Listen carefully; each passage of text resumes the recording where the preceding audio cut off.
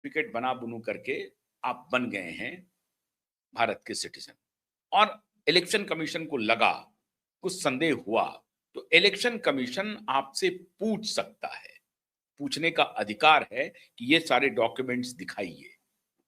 या अगर आपको अथॉरिटी ने, कॉम्पिटेंट अथॉरिटी ने आपके सिटीजनशिप के डॉक्यूमेंट आपको मुहैया कराए हैं, जो भी है, चाहे आधार कार्ड हो, इसके पूर्व में इलेक्टोरल रोल में आपका नाम हो, आपके नाम से कोई इलेक्ट्रिसिटी का बिल हो, कोई घर की रजिस्ट्री हो, या और कोई जितने कागजात हैं, ये सारे कागजात आपके सिटीजन होने के प्रमाण दे रहे हो, उस प्रमाण की कॉपी आप मुझे दीजिए, उसको देखने का अधिकार इलेक्शन कमीशन को है।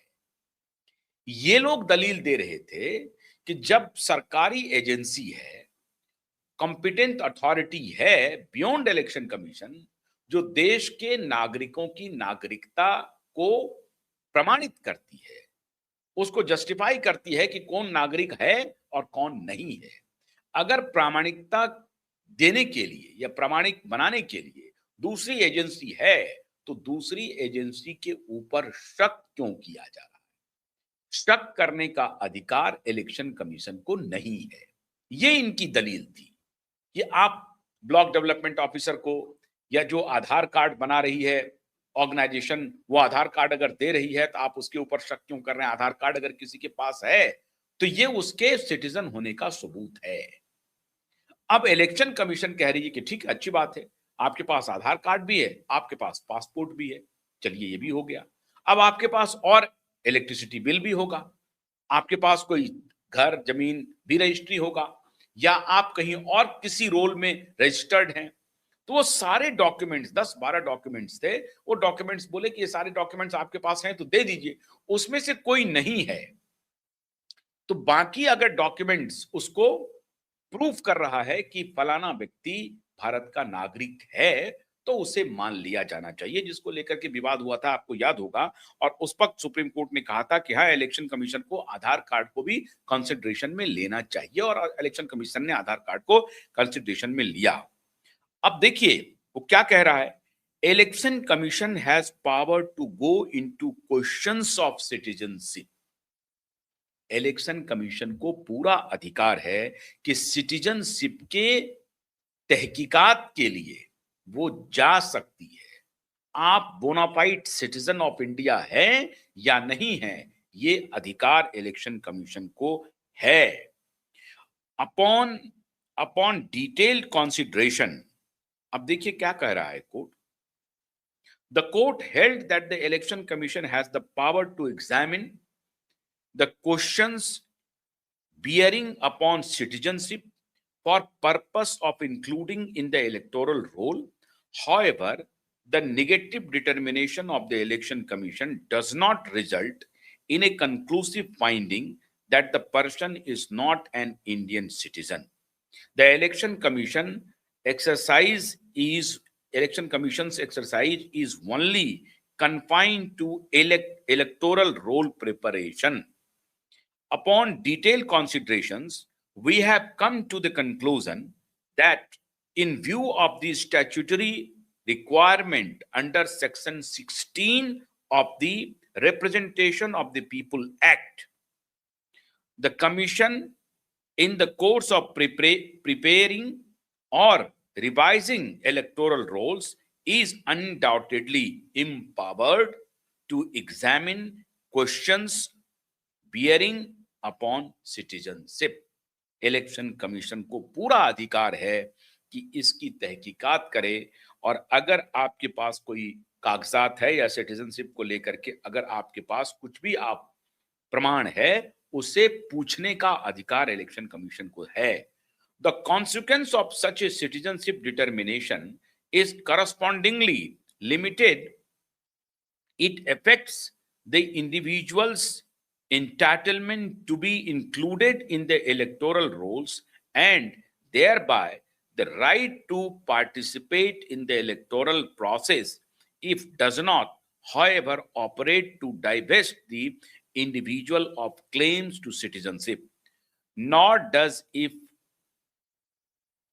for e-clause adjudication of the question by the competent authority under the Citizenship Act, CJI Shurikant pronounced. अब ये जो सारा प्रोनाउंसमेंट है ये सब अवेलेबल आप देख ही सकते हैं। अब सबसे इंपॉर्टेंट मित्रों बात ये है कि इलेक्शन कमीशन का जो एक दो वाइटल क्वेश्चंस थे। पहला क्वेश्चन कि क्या इलेक्शन कमीशन एसआईआर कर सकता है? कोर्ट ने कहा हाँ कर सकता है। दूसरा वाइटल क्वेश्चन था कि क्या इलेक्शन कमीशन सिटीजनशिप के बारे में निर्णय ले सकता है? निर्णय नहीं ले सकता है, लेकिन निर्णय जो लिया जा चुका है सिटीजनशिप के बारे में कॉम्पिटेंट अथॉरिटी के द्वारा, उसको क्वेश्चन कर सकता है कि वो सही है या गलत है। अब procedure did not violet the law, ये कह रहा है कि इलेक्शन कमीशन का जो प्रोसीजर है एसआईआर का, वो कहीं से भी कानून की अवहेलना नहीं कर रहा है, कहीं से भी कानून की अवहेलना नहीं कर रहा है। Clear cut confirmation from the supreme court है, न तो अपनी सीमा का उल्लंघन कर रहा है, एसआईआर करने का जो प्रोसीजर है उसमें किसी कानून का उल्लंघन कर रहा है, सिटीजनशिप के बारे में पूछने का हक है इलेक्शन कमीशन को, और ये सारे अधिकार उनको आर्टिकल 326 के आधार पर मिला हुआ है, 324 के आधार पर मिला हुआ है। 326 का हवाला दे रहे थे ये लोग, लेकिन 324 के ही ग्राउंड पे सुप्रीम कोर्ट ने कहा कि इलेक्शन कमीशन को ये अधिकार है। अब समस्या कहां हो रही है मित्रों? ये सवाल क्यों उठा? ऐसा तो है नहीं कि एसआईआर की प्रक्रिया पहली बार हो रही थी। एसआईआर की प्रक्रिया कांग्रेस के शासनकाल में भी हुई है, और एक बार नहीं है। मैंने इसके ऊपर एक डिटेल प्रोग्राम आपको बना करके दिखाया हुआ है कि कब कब एसआईआर की प्रक्रिया को फॉलो किया गया है कांग्रेस की सरकारों में। ऐसा नहीं है कि एकदम से अलहदा इन्होंने आउट ऑफ बॉक्स जाकर के ऐसी घटना कर दिया है जो अवांछित है। कोई अवांछित घटना इलेक्शन कमीशन ने नहीं किया है, और इसका सीधा सीधा उदाहरण है कि पश्चिम बंगाल और बिहार में ये सारे लोग बोल रहे हैं कि मेरा नाम कट गया। अब एक 27 लाख का जो एक आंकड़ा ये जो लॉबी है ये देते रहती है कि पश्चिम बंगाल में 27 लाख का आंकड़ा जो है वो बहुत वाइटल है। 26 लाख के अंतर से जीत हार हुआ है, 26 लाख के अंतर से 26 लाख ज्यादा वोट उनको मिले हैं, और उसी अंतर से उनका जीत हार हुआ है, और यही 27 लाख को उन्होंने हटा दिया है। भाई वो जो 27 लाख वोटर हैं वो सीरियस स्क्रूटनी में है। वो ऐसा नहीं है कि उनको मन की मर्जी हुई इलेक्शन कमीशन की और 27 लाख वोटर को उन्होंने ताखे पर रख दिया, ऐसा नहीं है। वो 27 लाख वोटर स्क्रूटनी में है, सीरियस स्क्रूटनी में है। किसी का एज अगर कोई 15, पिता और पुत्र के उम्र में 15 वर्ष का गैप है मात्र, तो उनको उन्होंने कहा कि भैया इसका परीक्षण करना पड़ेगा, और पिता और पुत्र के उम्र में 50 वर्ष का गैप है तो उसका परीक्षण करना पड़ेगा।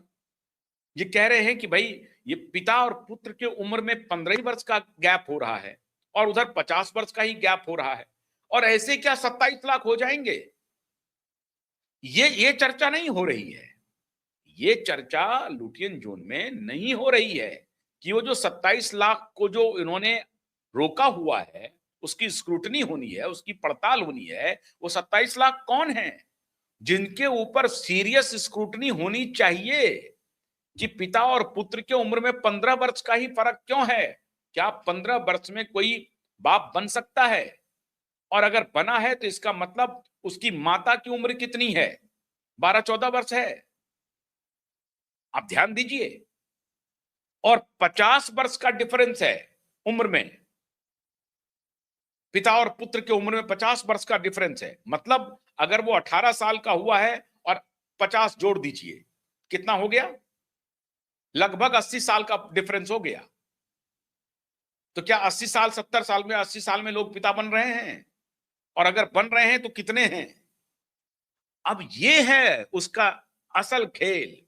ये नहीं बता रहे हैं वो दुनिया को, बस दुनिया को ये बता रहे हैं कि 27 लाख वोटर को आपने जो है ताके पर रख दिया है और 91 लाख वोटर को हटा दिया है। भाई 91 लाख वोटर में से कोई एक वोटर नहीं आया कि मेरा नाम आपने काट दिया, 91 लाख छोटी संख्या तो नहीं होती। 91 लाख वोटर को अगर आप हटा देते तो वो तो सड़क पर होते, वो तो धरना दे रहे होते कि मैं 91 लाख हूं, मेरा नाम कट गया है। और सारी पॉलिटिकल पार्टियां 91 लाख वोटर को लेकर के बैठ गई होती कोलकाता डायमंड हार्बर कॉन्स्टिट्यूंसी में, कोलकाता में बैठ गई होती।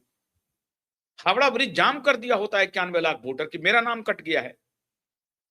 मेरा नाम कैसे कट गया, वहां कोई सवाल नहीं उठ रहा है।